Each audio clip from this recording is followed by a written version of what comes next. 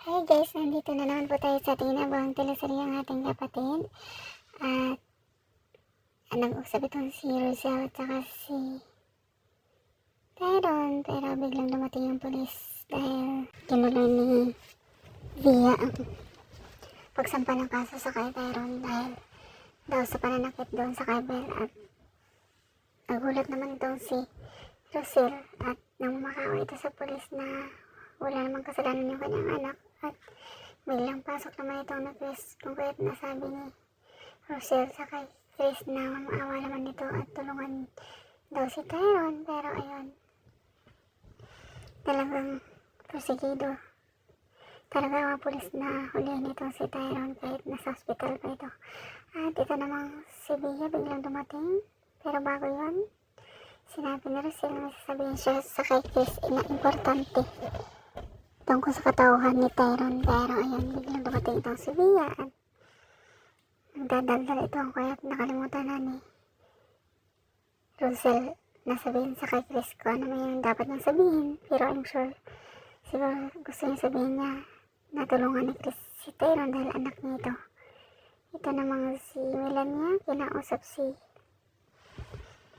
Tali at galit na galit si Tali sa kanya dahil siyempre sinabi na ni Tali na nahuli daw niya itong si Darius at saka si Melania na naghahalikan doon sa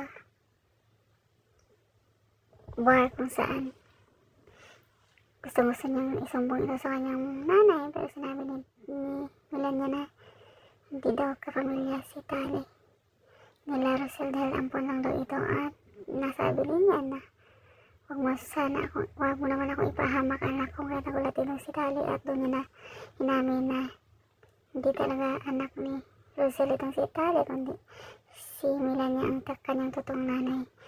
At sobrang gulat na gulat itong si Tali, but I'm sure makikipagsabuhatan na ito sa kay Darius at saka kay Melania dahil malalaman din niya kung anong plano ng dalawa. Kaya ito naman si Jacinta, sobrang naawa sa kay Tyron dahil alam niyang wala naman talaga itong kasalanan. Pero ayun, at nasabi na niya kay Chris na kung ano yung mga business deal nila at hindi na daw matutuloy yun dahil hindi naman maganda daw na magiging magkasosyo pa sila sa kabila ng mga nangyari sa kay Tyron na pagbibintang nila sa nangyari sa kay Belle. Pero sigurado na Jacinta na hindi talaga magagawa ni Tyron ang mga bagay na binibintang nila dito. At ito namang si Tali, talagang porsigido talagang si Tyron na talaga yung tinuturo niya na sala rin doon sa pagkahulog ni Belle sa bangin.